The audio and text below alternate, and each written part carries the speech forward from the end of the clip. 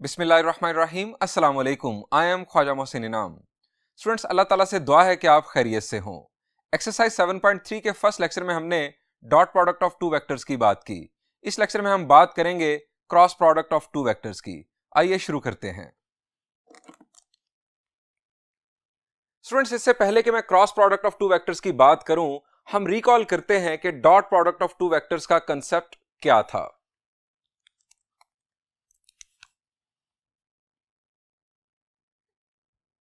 ये स्टूडेंट्स एक vector u,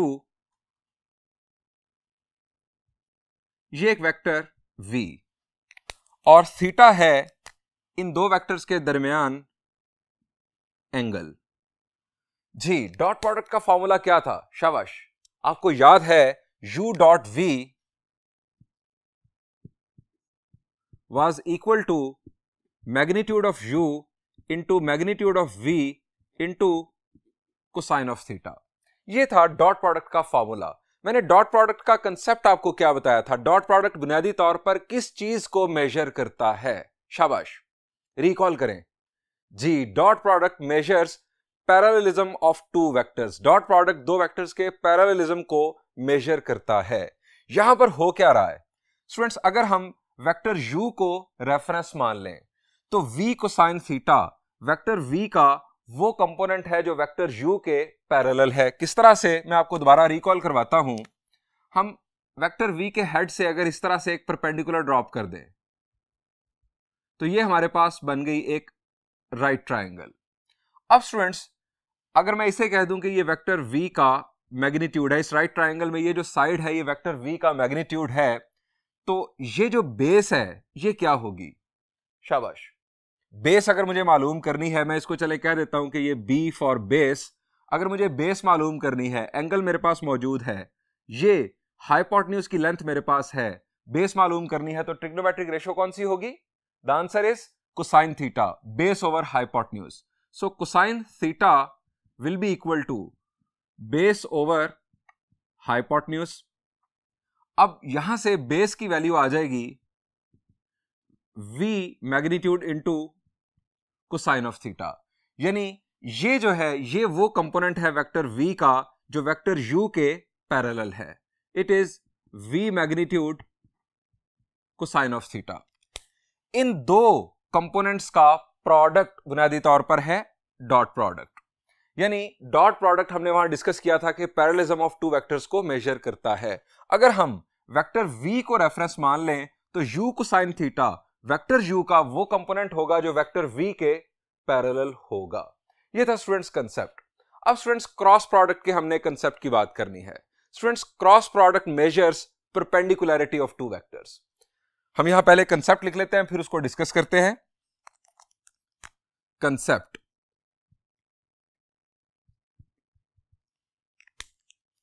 it measures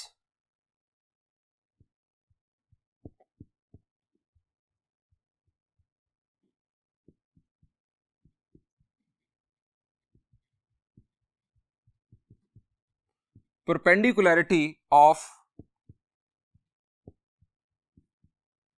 two vectors.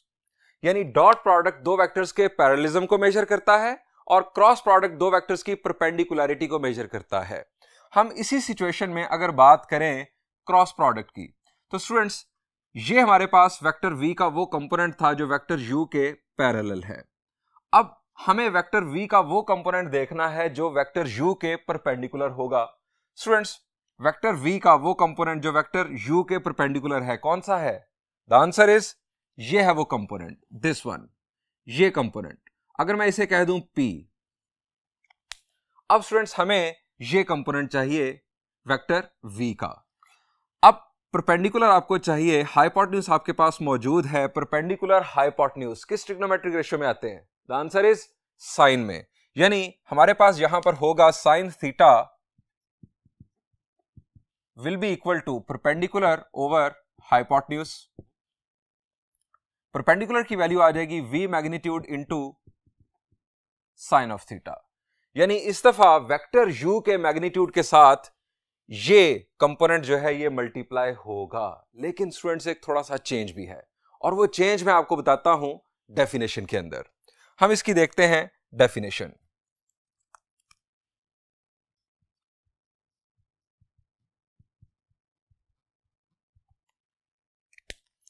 Let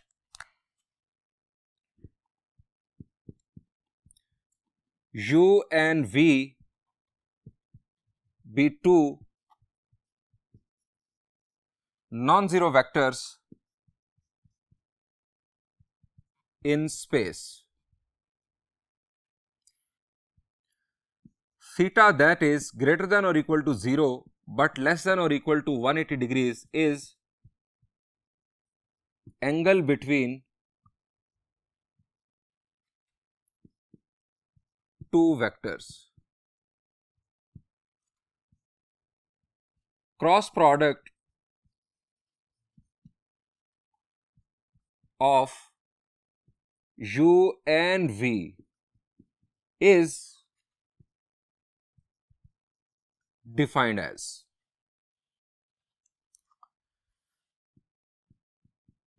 U cross V is equal to U magnitude V magnitude into sin of theta. Cross product का formula मैंने अभी complete नहीं लिखा students, यहां तक ये फॉर्मूला रिजेंबल कर रहा है डॉट प्रोडक्ट के फॉर्मूला से. डॉट प्रोडक्ट में जो v कोसाइन थीटा, अगर हम वेक्टर u को रेफरेंस मान लें तो magnitude of v into cosine of theta vector v का वो कंपोनेंट था जो वेक्टर u के पैरेलल था. अब यहां पर magnitude of v into sine of theta, ये जो कंपोनेंट है, अगर हम वेक्टर u को रेफरेंस मान लें तो v sine theta, magnitude of v sine theta vector v का वो कंपोनेंट है जो वेक्टर u के परपेंडिकुलर है. लेकिन यहां पर एक इजाफा भी है और वो इजाफा है n हैट का. अब स्टूडेंट्स आप इससे समझ गए कि ये एक वेक्टर है और हैट ये शो कर रहा है कि ये एक यूनिट वेक्टर है. स्टूडेंट्स इसकी मौजूदगी क्रॉस प्रोडक्ट के रिजल्ट को वेक्टर बना देती है. ये है स्टूडेंट्स क्रॉस प्रोडक्ट का एक चेंज, और एक चेंज पहले भी मौजूद है जो मैंने यहां पर जिक्र किया उसका.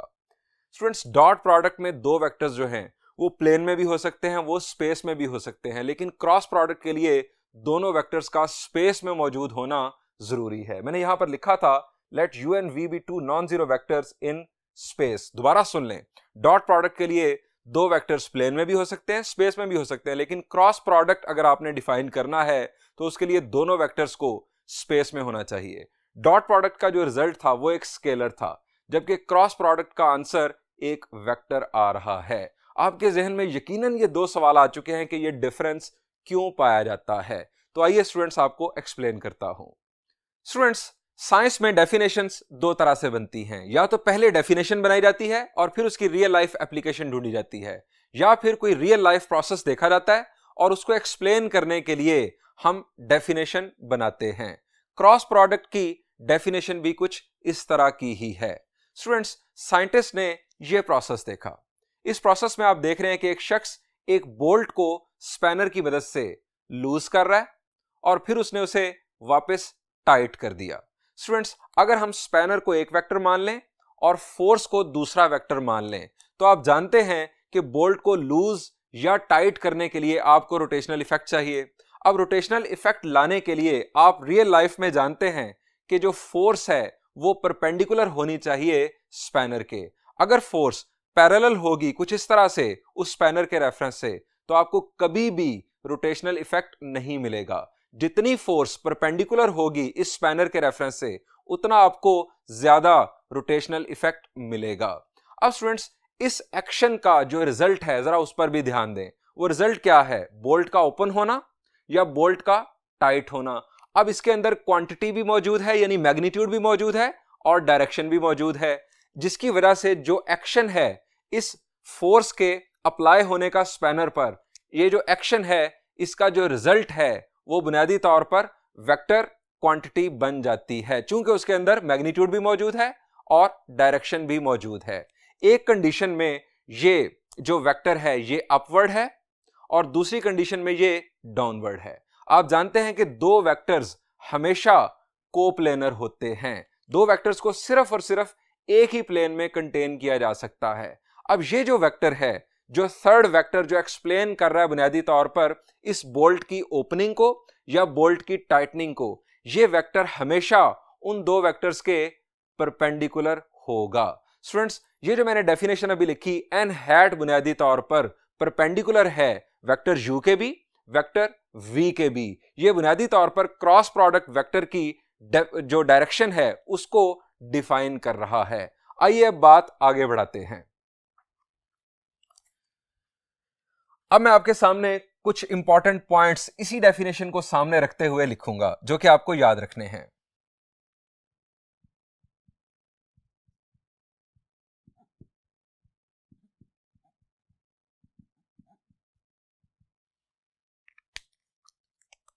Number 1,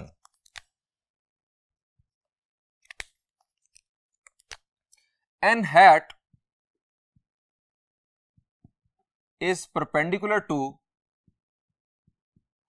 both u and v. It defines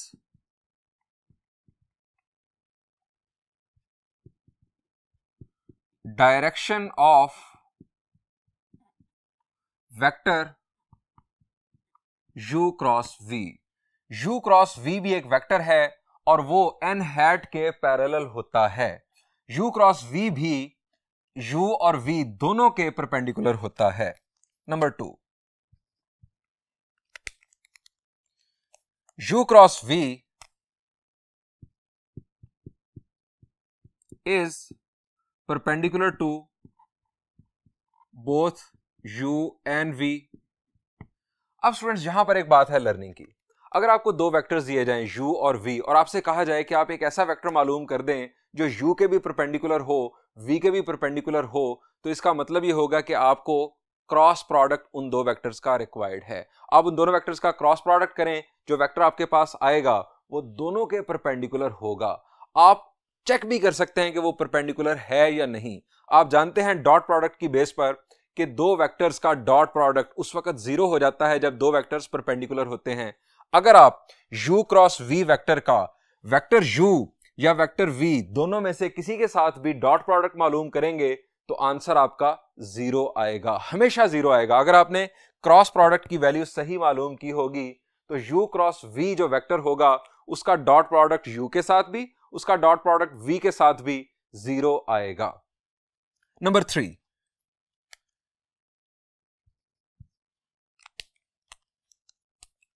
as u cross v is a vector, that is why cross product is also called vector product। Cross product को वेक्टर प्रोडक्ट का भी नाम दिया जाता है, जिस तरह डॉट प्रोडक्ट को स्केलर प्रोडक्ट का नाम दिया गया था, क्योंकि वहां पर जो आंसर था वो स्केलर आ रहा था। यहां पर क्रॉस प्रोडक्ट का आंसर वेक्टर आता है, इसलिए इसे आप वेक्टर प्रोडक्ट भी कहते हैं। नंबर 4, स्टूडेंट्स, यहां पर हमने बात की u क्रॉस v की। अगर हम बात करें v क्रॉस u की तो उसे हमें अलग से लिखना होगा, क्योंकि एक जो रिजल्ट है वो है बोल्ट की ओपनिंग और दूसरा रिजल्ट है बोल्ट की टाइटनिंग। सो v क्रॉस u की अगर हम बात करें तो ये होगा v magnitude u magnitude sine of theta. Bolt की ओपनिंग और बोल्ट की टाइटनिंग इनकी डायरेक्शन अपोजिट है। सो अब हम यहां पर लिखेंगे माइनस एन हैट, यानी u क्रॉस v की जो डायरेक्शन होगी, u क्रॉस v वेक्टर की जो डायरेक्शन होगी, v क्रॉस u उसके एंटी पैरेलल होगा। इन दोनों वेक्टर्स के दरमियान 180 डिग्रीज एंगल बन रहा होगा।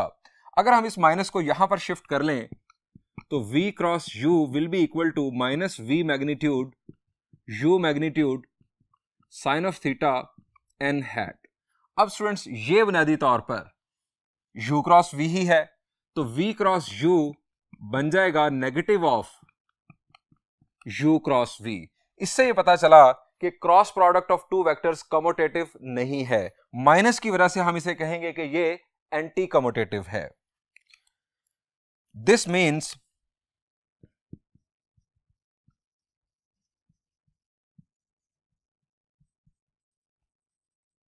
Cross product is not commutative.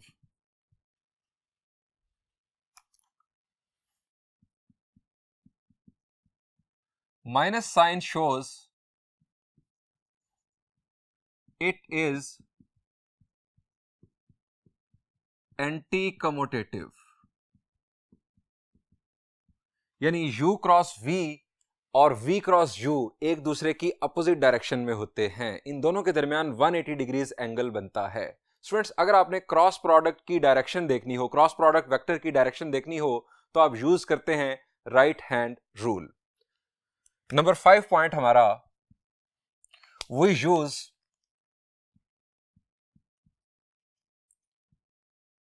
Right hand rule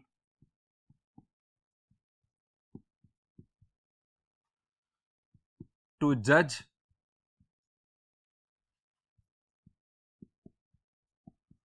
direction of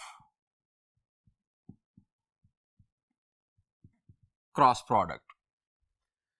ये स्टूडेंट्स आपके पास वेक्टर u और ये है वेक्टर v, इन दोनों के दरमियान आप देख सकते हैं कि एंगल बन रहा है थीटा। अब स्टूडेंट्स, अगर आपने u क्रॉस v की डायरेक्शन देखनी है तो आप अपना राइट हैंड वेक्टर u के अलोंग इस तरह से खोल लेंगे और देन अपनी फिंगर्स को कर्ल करेंगे टुवर्ड्स वेक्टर v। तो जो आपका थंब है ये आपको डायरेक्शन बता रहा होगा u क्रॉस v की, u क्रॉस वेक्टर की डायरेक्शन बता रहा होगा आपका थंब। अब स्टूडेंट्स, अगर आपको v क्रॉस u की डायरेक्शन देखनी है तो आप अपने हाथ को खोलेंगे वेक्टर v के अलोंग और देन अपनी फिंगर्स को कर्ल करेंगे टुवर्ड्स u, और इस दफा आपका जो थंब है ये डायरेक्शन बता रहा होगा v क्रॉस u वेक्टर की। यह है स्टूडेंट्स बड़ा आसान तरीकेकार क्रॉस प्रोडक्ट की डायरेक्शन मालूम करने का। Number 6, if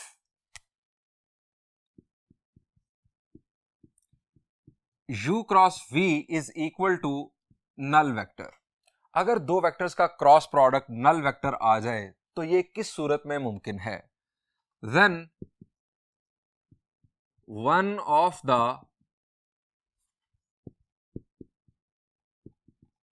following must be true. Number 1,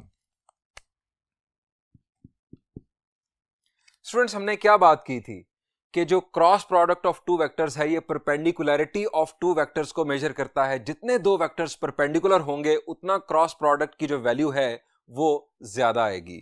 अगर क्रॉस प्रोडक्ट नल वेक्टर के इक्वल आ रहा है तो इसका मतलब है कि ये दो वेक्टर्स बिल्कुल भी परपेंडिकुलर नहीं है एक दूसरे के रेफरेंस से। ये दो वेक्टर्स या तो पैरेलल हैं या एंटी पैरेलल हैं। One of the following must be true: theta is equal to 0 degrees or 180 degrees. That is to say, vectors are parallel or anti-parallel to each other. Students, एक दूसरी possibility भी है और वो possibility ये है कि या तो वेक्टर u जो है ये नल वेक्टर है या वेक्टर v नल वेक्टर है या दोनों ही नल वेक्टर है। मैं इनको अलग-अलग लिख देता हूं। u is null vector, number 3 v is null vector, number 4 both are null vectors.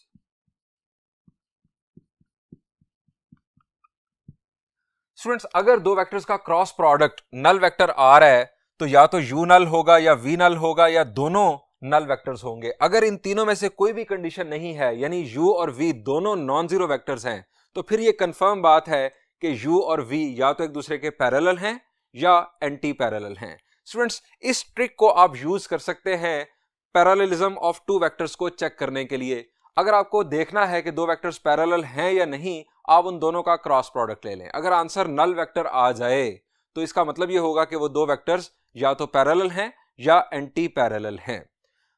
Students, next point देखते हैं, that is number 7।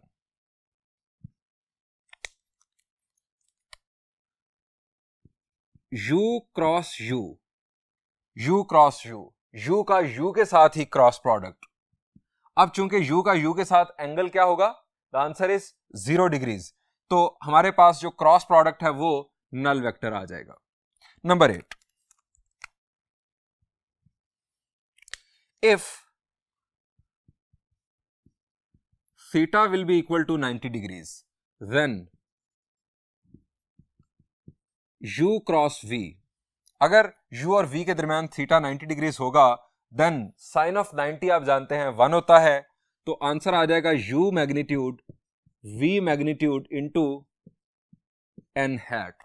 Students 90 degree जब थीटा होगा तो इस वक्त क्रॉस प्रोडक्ट की वैल्यू मैक्सिमम होगी। Cross product will be maximum. अब स्टूडेंट्स इन्हीं पॉइंट्स की बेस पर कुछ फर्दर डिडक्शंस करते हैं।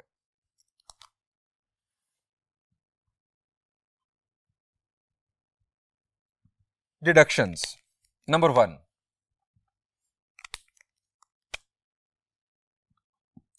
I cross I। जी स्टूडेंट्स क्या होगा I क्रॉस I? यहां पर हमने बात की U क्रॉस U की। U और U के दरमियान एंगल होगा 0, साइन 0 हो जाता है 0, जिसकी वजह से आंसर आ गया null vector. So I cross I, इसी तरह J क्रॉस J, इसी तरह K क्रॉस K, तीनों का आंसर नल वेक्टर होगा।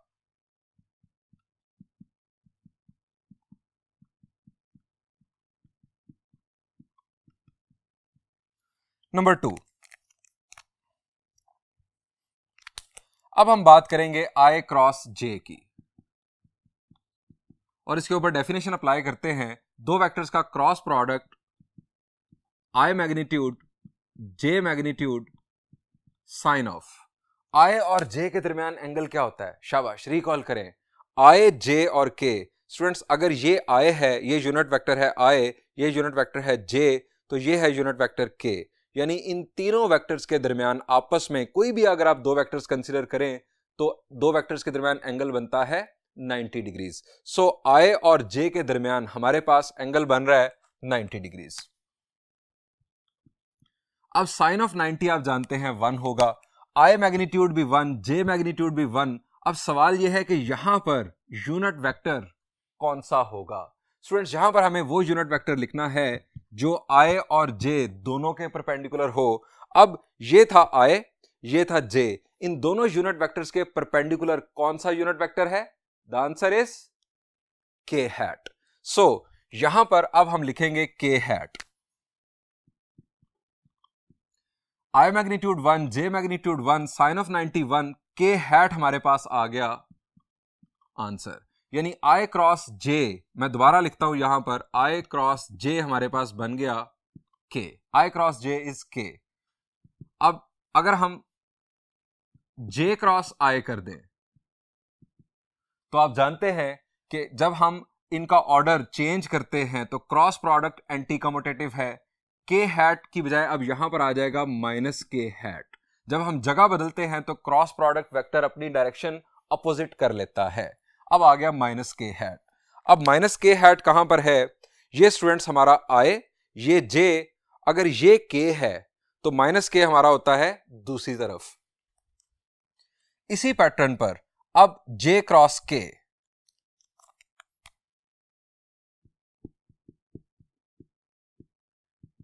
J क्रॉस K स्टूडेंट्स हमारे पास होगा I हैट। J का मैग्नीट्यूड 1, K का मैग्नीट्यूड 1, इन दोनों के दरमियान एंगल 90, साइन ऑफ 91, और J और K वेक्टर्स के लिए परपेंडिकुलर वेक्टर होता है I। अब यहां पर आ जाएगा K cross J minus I hat. इसी तरह से K cross I, K cross I होगा हमारे पास J हैट, और I क्रॉस K अगर आप ऑर्डर चेंज करेंगे तो it will be minus J hat. Students ये जो हमने छोटे छोटे से फार्मूलाज बना लिए, जो कंसेप्ट अपना डेवलप कर लिया, ये हमें क्रॉस प्रोडक्ट की दूसरी डेफिनेशन को समझने में बहुत हेल्पफुल होगा। अब स्टूडेंट्स इनको याद रखने का आपको एक बड़ा सिंपल सा ट्रिक भी बता देता हूं। आप इस तरह से I, J और K वेक्टर्स लिख लें एक सर्कुलर पैटर्न में।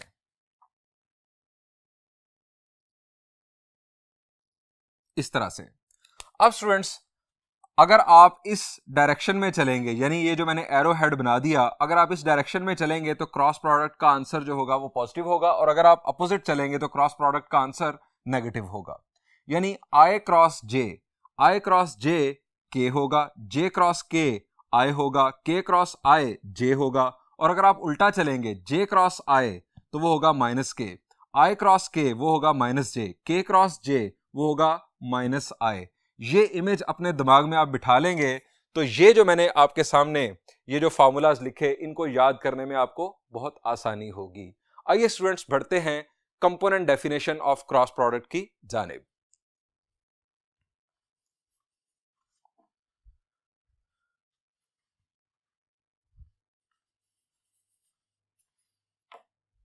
स्टूडेंट्स हम लेट करते हैं दो वेक्टर्स कंपोनेंट फॉर्म में। Let u a1i plus b1j plus c1k v a2i plus b2j plus c2k। u cross v अब हमें मालूम करना है, हम लिखेंगे u क्रॉस v, पहले vector u a1i plus b1j plus c1k cross vector v a2i plus b2j plus c2k। अब students हम ये क्रॉस प्रोडक्ट परफॉर्म करेंगे, u cross v will be equal to, अब स्टूडेंट्स ये कंपोनेंट इन तीनों components के साथ 1 by 1 क्रॉस प्रोडक्ट होगा, फिर ये कंपोनेंट तीनों के साथ 1 by 1 क्रॉस प्रोडक्ट होगा, और देन ये कंपोनेंट तीनों कंपोनेंट्स के साथ 1 by 1 क्रॉस प्रोडक्ट होगा। हम लिखेंगे a1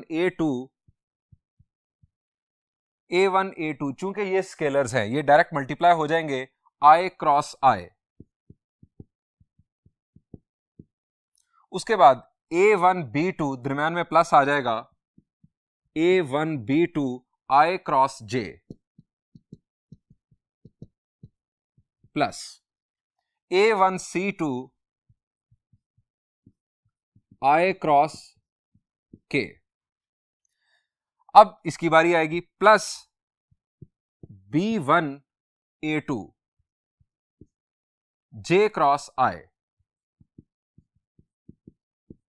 plus b1 b2 j cross j plus b1 c2 j cross k। अब c1 k हैट ये तीनों के साथ क्रॉस प्रोडक्ट होगा, plus c1 a2 k cross i plus c1 b2 k cross j plus c1 c2 k cross k। अब students हम discuss कर चुके हैं कि सेम वेक्टर्स का क्रॉस प्रोडक्ट नल वेक्टर होता है। सो इस बेस पर यहां पर i क्रॉस i है, ये हमारे पास नल वेक्टर बन जाएगा, ये टर्म एलिमिनेट हो जाएगी, इसके बाद ये टर्म एलिमिनेट हो जाएगी और ये टर्म एलिमिनेट हो जाएगी। अब बाकी अब देखते हैं क्रॉस प्रोडक्ट कैसे होंगे। अगर हमारा i j k ये जो सीक्वेंस है ये बरकरार रहेगा तो हमारा आंसर आएगा पॉजिटिव। जैसे i क्रॉस j हमारे पास आएगा k हैट। इस तरह से j क्रॉस k अगर आप देखें यहां पर है j क्रॉस k तो इसका आंसर आ जाएगा i हैट, और k cross i j k और दोबारा से i, आप दोबारा से वो अपना जो मैंने आपको ट्रिक बताया था वो बना लें, i j और k।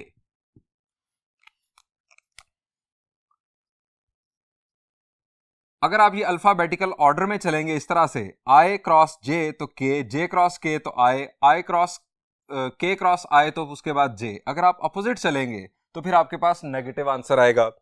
अब ये तीन टर्म्स हो गई एलिमिनेट, i क्रॉस j आएगा k हैट, हम यहां लिखेंगे u cross v left side पर, ये हमारे पास आ गया null vector plus A1 B2, यहां पर आ गया K हैट। उसके बाद स्टूडेंट्स I क्रॉस K आप अपोजिट जा रहे हैं तो आ जाएगा माइनस J हैट,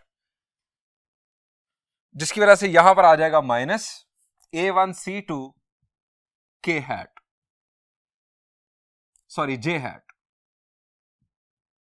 माइनस हमने यहां पर लिख दिया।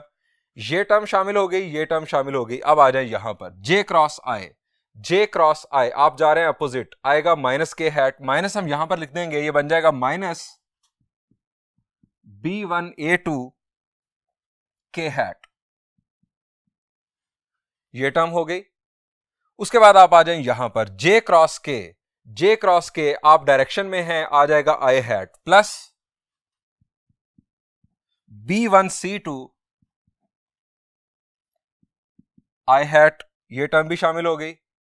नेक्स्ट आ जाए K क्रॉस I होगा J hat, so plus C1A2 J hat, ये टर्म भी शामिल हो गई। अब हमारे पास है ये K क्रॉस J आप अपोजिट आ रहे हैं, सो ये नेगेटिव I आएगा, negative I hat minus C1B2 I hat, negative मैंने यहां पर पुट कर दिया। अब स्टूडेंट्स हमारे पास ये दो टर्म्स I हैट वाली है, इनमें से हम I हैट कॉमन ले सकते हैं, इन दोनों में से हम J हैट कॉमन ले सकते हैं और इन दोनों में से हम K हैट कॉमन ले सकते हैं। मैं ये ऑपरेशन परफॉर्म करने जा रहा हूं, U क्रॉस V, इन दोनों में से I हैट कॉमन लूंगा तो हमारे पास आ जाएगा ब्रैकेट में B1C2 माइनस B2C1, ये आ गया हमारे पास I हैट। इन दो टर्म्स में से मैं माइनस J हैट कॉमन ले रहा हूं, माइनस में साथ क्यों लगा रहा हूं ये आपको भी बताता हूं। ये आ गया माइनस, इन दोनों में से माइनस जब मैंने कॉमन लिया तो ये टर्म पॉजिटिव A1C2 और ये हो जाएगी नेगेटिव A2C1, इसके साथ आ गया J हैट। इन दोनों टर्म्स में से मैं पॉजिटिव K हैट कॉमन ले रहा हूं, तो ब्रैकेट में हमारे पास आ जाएगा A1B2 माइनस A2B1, साथ आ गया K हैट। अब स्टूडेंट्स ये जो आप एक्सप्रेशन देख रहे हैं ना, इसको हम डिटर्मिनेंट फॉर्म में कन्वर्ट कर सकते हैं। It can be written as, it can be written in determinant form as, बुनियादी तौर पर ये जो मैंने माइनस कॉमन लिया ये डिटर्मिनेंट बनाने का प्लान था जिसकी वजह से ये किया गया। अब आप लिखेंगे लेफ्ट साइड पर U cross V, first row आपकी होगी I, J और K, ये तीन यूनिट वेक्टर्स। अब सेकेंड रो में आपके पास वेक्टर U के कंपोनेंट्स आ जाएंगे A1, B1 और C1।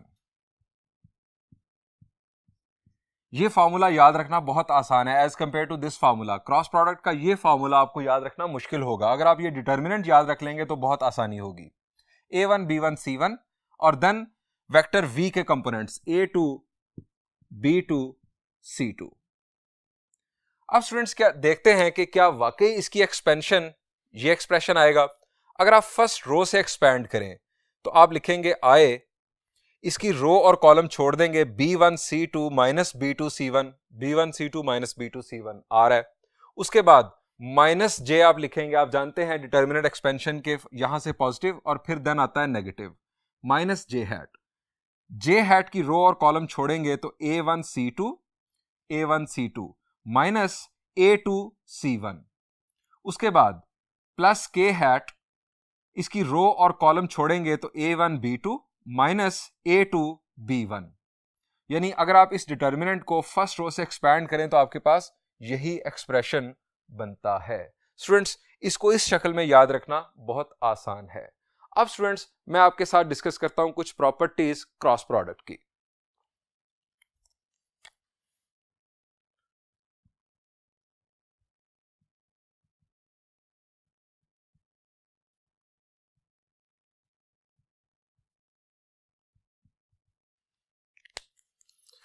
सबसे पहली property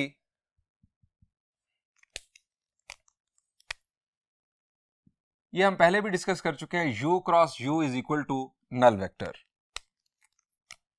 number 2, u cross v is equal to negative of v cross u। Cross product anti commutative होती है, डॉट प्रोडक्ट कम्यूटेटिव है, जबकि क्रॉस प्रोडक्ट एंटी कम्यूटेटिव है। नंबर 3,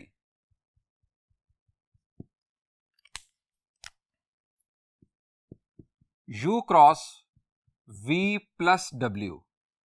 ये हमारे पास तीन वेक्टर्स u, v और w, और इसका आंसर आ जाएगा u cross v plus u cross w। अब स्टूडेंट्स, इसको हम कहते हैं लेफ्ट डिस्ट्रीब्यूटिव प्रॉपर्टी। यहां पर मैंने जो वेक्टर u है वो लेफ्ट साइड पर लिखा, तो वो क्रॉस प्रोडक्ट दोनों वेक्टर्स के साथ लेफ्ट साइड से ही होगा। आप राइट साइड पर जाकर इसे क्रॉस प्रोडक्ट हरगिज नहीं करेंगे। यानी u cross v plus w को आप v क्रॉस u और w क्रॉस u के सम के तौर पर नहीं लिख सकते। यह है left distributive property.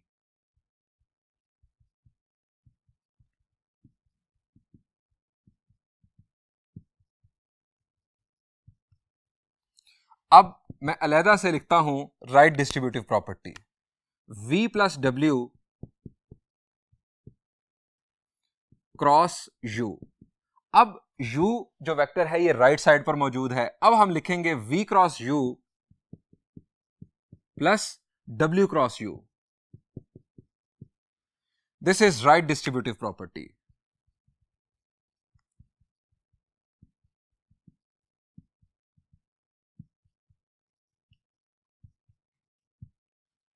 Number 5, students, k एक नॉन जीरो स्केलर है। अगर हम k को u के साथ मल्टीप्लाई करें, जो आंसर वेक्टर आए, देन उसे v के साथ क्रॉस प्रोडक्ट करें, या फिर k को पहले v के साथ मल्टीप्लाई कर लें। k को v के साथ मल्टीप्लाई करें, जो आंसर आए उसका u के साथ क्रॉस प्रोडक्ट करें, या फिर u क्रॉस v हम पहले कर लें और जो आंसर वेक्टर आए उसको k के साथ मल्टीप्लाई कर दें। तीनों सूरतों में आपका जो आंसर है वो सेम आएगा। स्टूडेंट्स, आप इन प्रॉपर्टीज का प्रूफ बआसानी कर सकते हैं। आपको u, v और w कंपोनेंट फॉर्म में लेट करने हैं। बहुत आसान है इनका प्रूफ। मैं सिर्फ और सिर्फ इस प्रॉपर्टी को प्रूफ करने के लिए जा रहा हूं।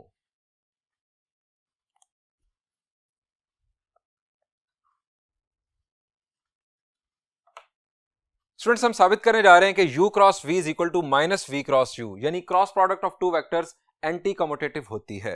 स्टूडेंट्स, आप एक वेक्टर u और एक वेक्टर v कंपोनेंट फॉर्म में लेट कर लेंगे और u क्रॉस v जिस तरह अभी मैंने परफॉर्म की आप परफॉर्म कर देंगे इस तरह से। अब स्टूडेंट्स, आप इस इक्वेशन को नाम दे दें 1 का। अब आप स्टार्ट कर दें v क्रॉस u, बिल्कुल इसी पैटर्न पर v क्रॉस u। आप पहले लिख लें वेक्टर v। वेक्टर v है a two i plus b two j plus c two k cross vector u a1i plus b1j plus c1k। अब ये क्रॉस प्रोडक्ट बिल्कुल उसी पैटर्न पर परफॉर्म कर दें। v cross u a two a1 i cross i plus a two b1 i cross j plus a two c1 i cross k plus b two a1 j cross i plus b two b1 j cross j plus b two c1 j cross k plus c two a1 k cross i plus c two b1 k cross j plus C2C1 K cross K। Again students यहां पर like vectors हैं, same vectors हैं, सो यहां पर भी answer आ जाएगा null vector, यहां पर भी आंसर नल वेक्टर और यहां पर भी आंसर नल वेक्टर। फर्दर इन टर्म्स का क्रॉस प्रोडक्ट हम परफॉर्म करते हैं। आप अपना ट्रिक साइड पर बना लेंगे ताकि आपको गलती ना लगे। I J और K,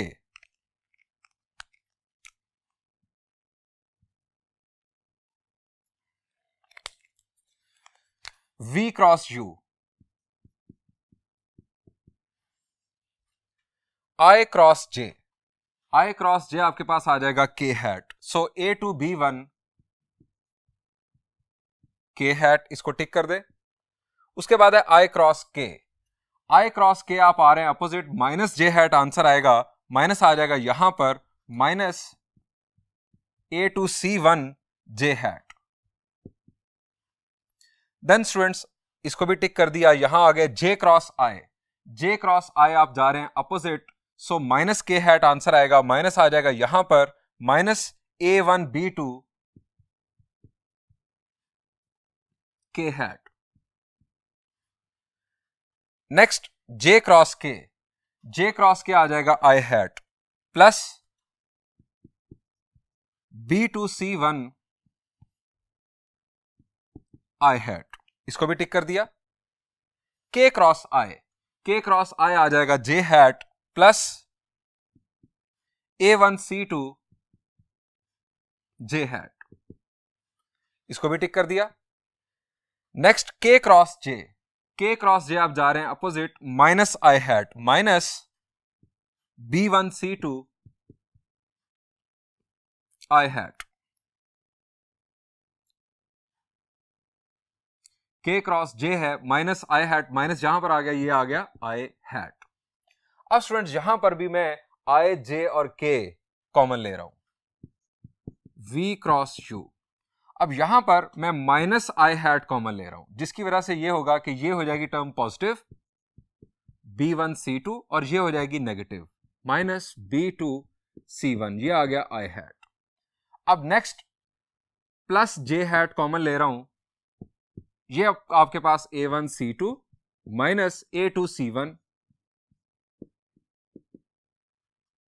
उसके बाद माइनस K हैट कॉमन ले रहा हूं, माइनस K हैट कॉमन लेने की वजह से आपके पास ये टर्म हो जाएगी पॉजिटिव और ये टर्म हो जाएगी नेगेटिव। अब स्टूडेंट्स आप ये राइट साइड जरा देखें और इसके साथ आप इसको ऑब्जर्व करें। यहां पर था B1 C2 minus B2 C1, यहां पर B1 C2 minus B2 C1, यानी ये और ये कंपोनेंट सेम है, सिर्फ ये साइंस अपोजिट हैं। यहां पर ये नेगेटिव है जबकि यहां पर ये फर्स्ट टर्म पॉजिटिव है, ये टर्म नेगेटिव है जबकि ये टर्म पॉजिटिव है, और थर्ड टर्म यहां पर नेगेटिव है जबकि थर्ड टर्म यहां पर पॉजिटिव थी। आप राइट साइड में से माइनस कॉमन ले लें, लेफ्ट साइड पर आपके पास लिखा है V क्रॉस U, या आप ये कह लें कि मैं नेगेटिव से मल्टीप्लाई कर रहा हूं पूरी इक्वेशन को, तो आपके पास यहां पर आ जाएगा माइनस V क्रॉस U।